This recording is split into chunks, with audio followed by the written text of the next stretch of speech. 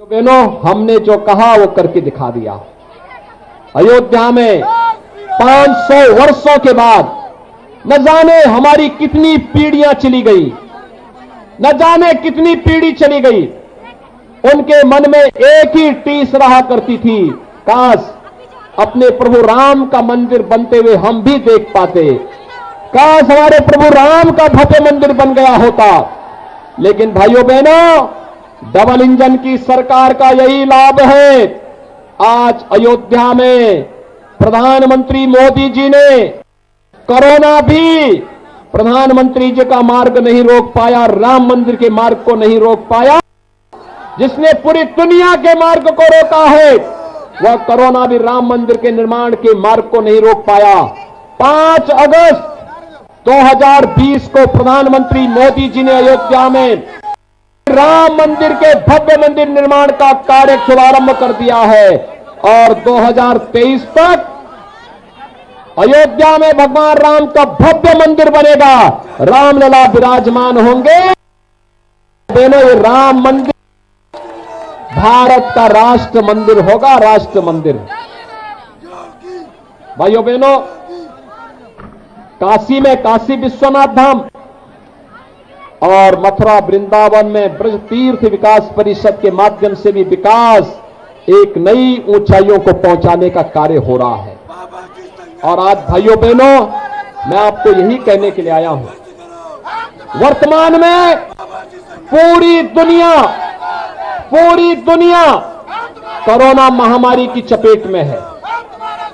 Corona में free में test, free में उपचार, फ्री में वैक्सीन भी मिला कि नहीं मिला है? कितने लोगों ने वैक्सीन लिया है?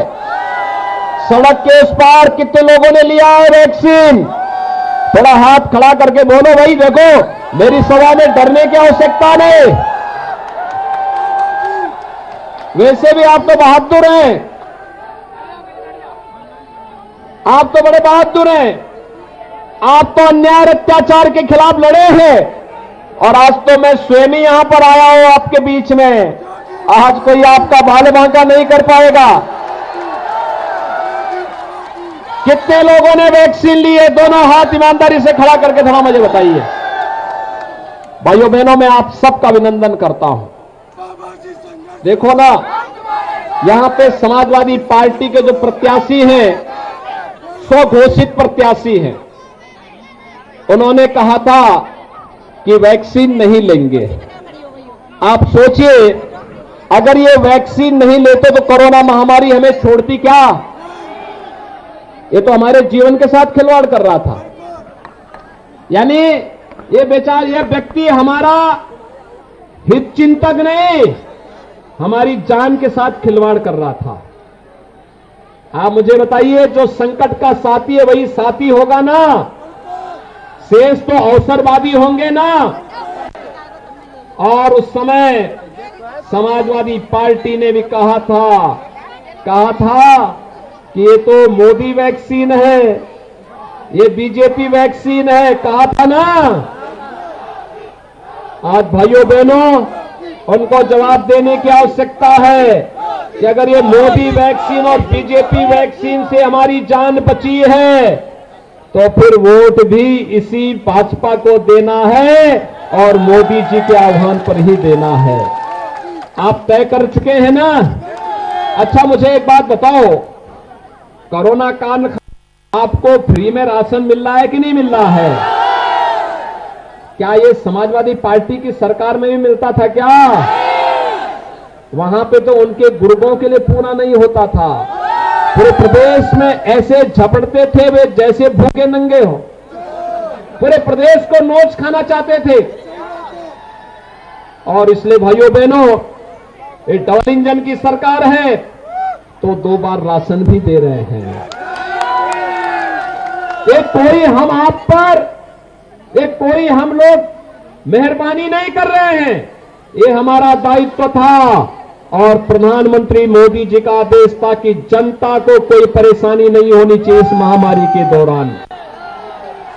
भाइयों बहनों, 15 करोड़ गरीबों को महीने में 2 बार फ्री में राशन और भाइयों बहनों, दाल भी और रिफाइंड तेल भी दिया जा रहा है, और साथ साथ 1 किलो नमक भी, और अंत्योदय परिवार को 1 किलो चीनी भी मिल रहा है ना।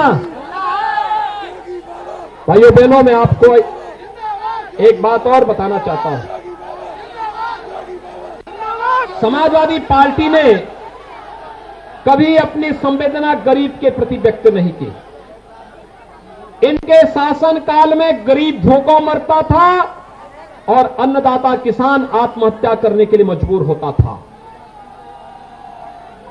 आज मैं कह सकता हूं, जब 5 साल का कार्यकाल भारतीय जनता पार्टी की डबल इंजन की सरकार का पूरा होने जा रहा है, आज मैं कह सकता हूं कि हमारे यहां कोई गरीब भूखों नहीं मर सकता है और कोई अन्नदाता किसान पैसे के अभाव में आत्महत्या नहीं करेगा, क्योंकि हम तो प्रदेश के अंदर 2,54,00,000 किसानों को प्रधानमंत्री किसान सम्मान निधि में सालाना 6,000 रुपए उनके खाते में डाल रहे हैं।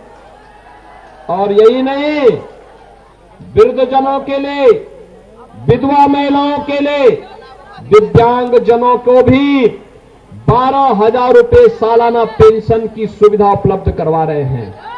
12,000 रुपए सालाना। 1 करोड़ ऐसे परिवार हैं जिनको 12,000 रुपए सालाना पेंशन दे रहे हैं। और भाइयों बहनों, हमने एक और निर्णय लिया है। इस सिपाही खानदान कभी चाहता ही नहीं था कि किसी और का विकास हो। मैं भी परसों सिरसागंज गया था। एसपी सिंह बघेल जी का वह कार्य क्षेत्र रहा है।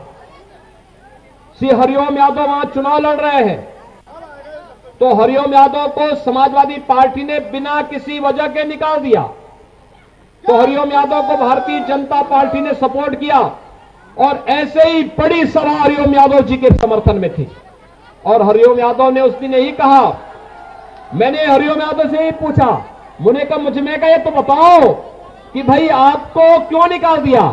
उन्होंने कहा, इस सिपाही खानदान चाहता ही नहीं कि कोई जनाधार वाला कोई यादव उनके साथ रहे, और इसलिए उन्होंने मुझे बाहर कर दिया।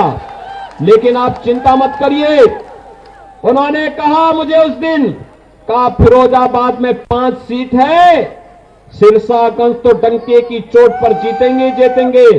उन्होंने कहा कि सिरसागंज से हरिओम यादव, करहल से प्रोफेसर एसपी सिंह बघेल और मैनपुरी से ठाकुर जयवीर सिंह, ये तीनों जब मिल जाएंगे तो फिरोजाबाद और मैनपुरी की भी सभी 9 की 9 सीट भारतीय जनता पार्टी की झोली में होंगे।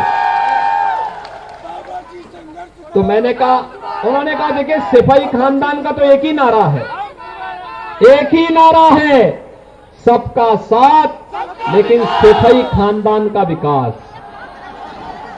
नौकरी निकलती थी नौजवानों के लिए, और चाचा और भतीजा वसूली के लिए निकल पड़ते थे। किसी नौजवान को बिना पैसे के नौकरी देते थे क्या ये लोग? हमारे नौजवानों के भविष्य के साथ खिलवाड़ करते थे। और अभी तो इन्होंने इतना बड़ा अनर्थ किया, हम लोग प्रदेश के 1 करोड़ नौजवान को टैबलेट और स्मार्टफोन दे रहे थे। इन्होंने चुनाव आयोग को शिकायत कर दी, जबकि पहले से चली आ रही योजना थी। 6 महीने पहले हमने योजना लॉन्च कर दी थी। कोरोना के कारण इतना प्रोडक्शन नहीं हो पा रहा था, और जब प्रोडक्शन आ रहा था हम उसी ढंग से वितरित कर रहे थे। हम लोगों ने भी तय किया है कि इन्होंने अगर विरोध किया है, अभी तो 1 करोड़ नौजवानों को दे रहे हैं टैबलेट और स्मार्टफोन। भाइयों बहनों, 10 मार्च को भारतीय जनता पार्टी की सरकार बनने दीजिए, 2 करोड़ युवाओं को टैबलेट और स्मार्टफोन हम प्रदेश के अंदर उपलब्ध करवाएंगे, 2 करोड़ युवाओं को। और यही नहीं, माता पिता के ऊपर इसका बोझ नहीं आने देंगे। डिजिटल एक्सेस जो भी होगा वह प्रदेश सरकार स्वयं वहन करेगी। उत्तर प्रदेश का नौजवान ऑनलाइन एजुकेशन, ऑनलाइन एग्जामिनेशन और कंपटीशन की तैयारी भी अपना टैबलेट और स्मार्टफोन से ही करके देश के अंदर प्रतियोगी परीक्षाओं में बल स्थान प्राप्त करेगा। भाइयों बहनों, आज मैं आपके पास एक बार फिर ये कहने के लिए आया हूं बेझिझक अपना वोट भारतीय जनता पार्टी के चुनाव चिन्ह कमल के फूल पर दीजिए। घबराने की आवश्यकता नहीं है। अब कोई घबराने की आवश्यकता नहीं। हमने इतना तय कर लिया है, प्रदेश का एक जगह का गुंडा दूसरे जगह जाने की स्थिति में नहीं है आज के दिन पर।